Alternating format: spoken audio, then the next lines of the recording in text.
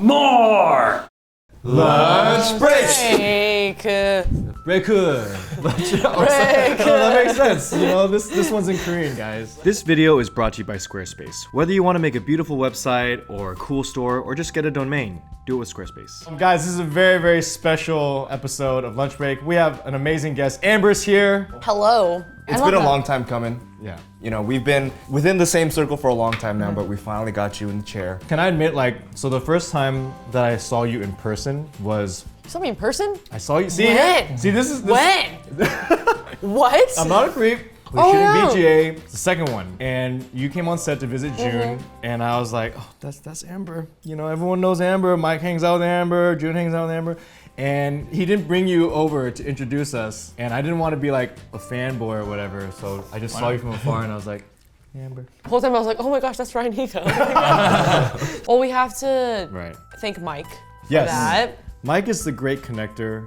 Mike is cool. This just means that this is the first but not the last time you'll see Amber, hopefully, on this channel. But we wanted to bring Amber on today because I had some K-pop questions. And naturally, it would be great to have someone that actually is a K-pop star.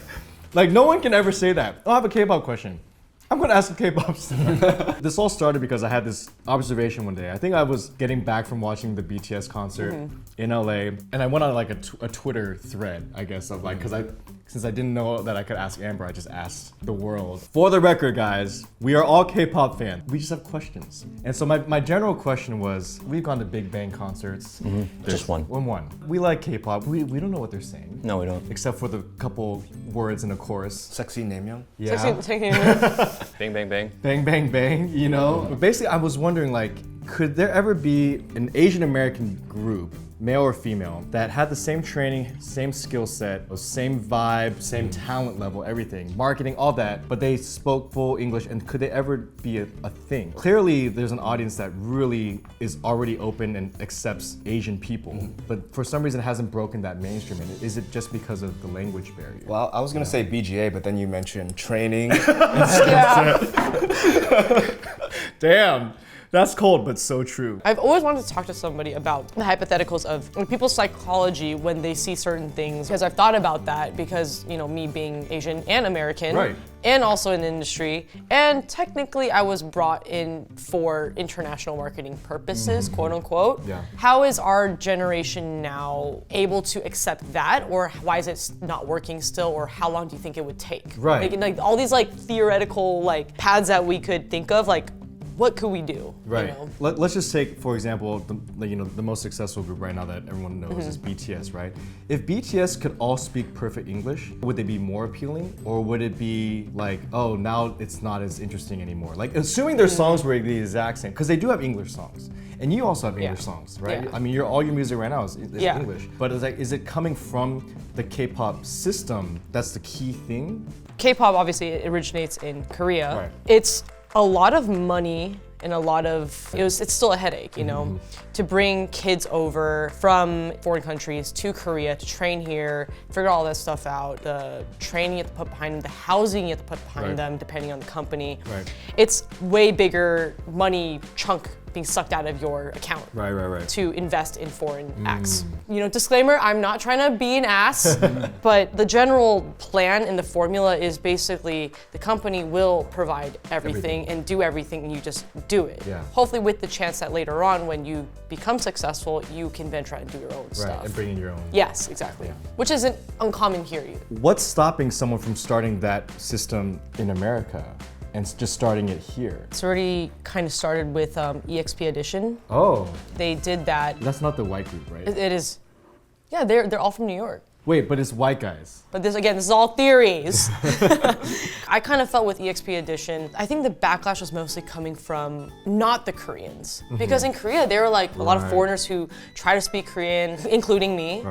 And it's generally accepted pretty well in Korea because they're just very appreciative of people learning about their culture. But that's still Americans learning Korean to do K-pop. Basically, can K-pop be in English? I guess. And that would just be pop. Then that would just be pop. Yeah, right?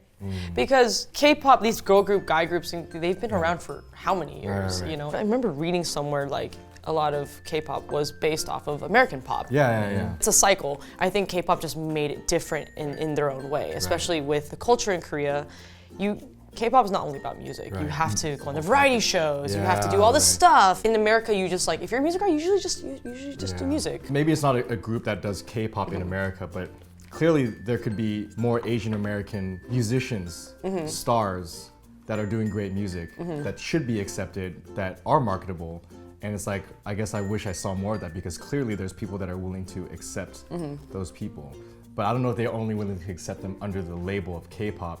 But once there's just Asian American guy or girl that's just making music, then it's like not as interesting. Well, I feel like it's also the agency system and the studio system that doesn't really exist in America right now, because in the 90s there was the boy bands and the girl bands at that time too. It's almost like that system just moved over to Korea. Like it's all the same producers, it's all the same people making that music, and then K-pop now is what Backstreet Boys, NSYNC would have become in America, right? It's like, I guess, transfer K-pop's vibe to America. Like the artist that you want, I guess, the Phil group has to sing well. They have to dance well. They have to rap. They have to be like have a personality. Yeah. They have to have these crazy like maybe concepts and concept changes. Because like I feel like K-pop is very visual. Yeah. Right. I feel like that person's out there. I feel like that person might be watching. You needed someone that's on the Kinjas that can also sing. That's also hilarious. That's also wholesome. Basically, they're a dream guy. I think it's a matter of the environment more than the talent. I think we can all agree the talent's been here. But then, like you're saying, it's so visual, and if they're not doing an album, they're on a drama, or they're in these commercials, or on these talk shows, and we don't really have that environment for that. And also, I think it just needs to be homegrown in Korea, and that adds to the draw. It's almost like you wouldn't watch anime like dubbed if you had a choice. Oh, I see. It's like, it's good, and it's accurate. Sometimes I do.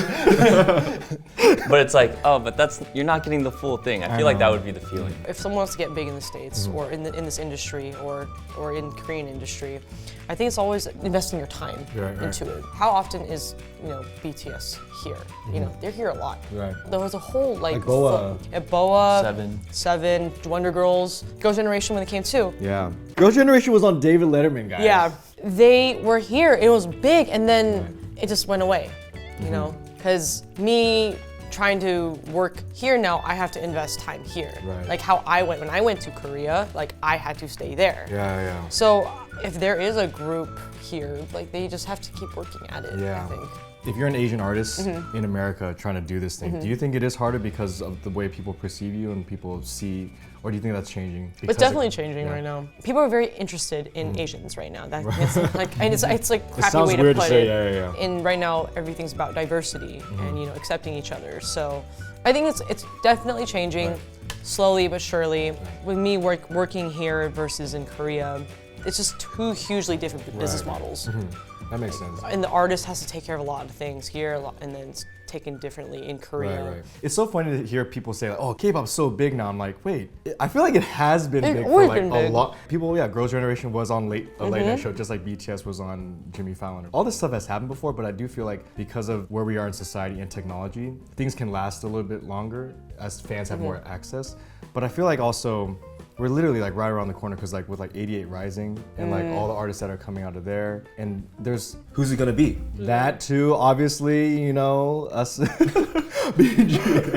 What do you think the tipping point is? If we're so close, what is there? I don't know, man. BTS did a song with Steve Aoki. Yeah. All in English. I'm like, why isn't that on the radio? Maybe radio doesn't matter. Maybe that's not what matters, really. Like, like I think that's what Where do you listen to your music? Probably on Spotify, right? Exactly. Well, I have a really old car, so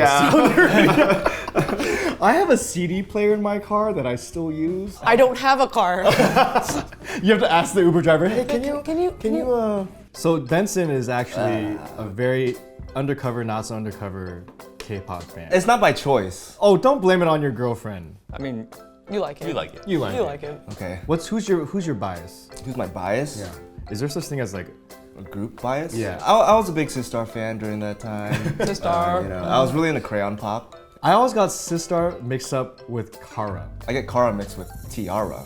That's the one I get mixed up. That's the one I get. See, oh shoot, I feel really bad. Who did the la la la la la la? That was Tara. Oh, I thought that was. Man, that's a throwback.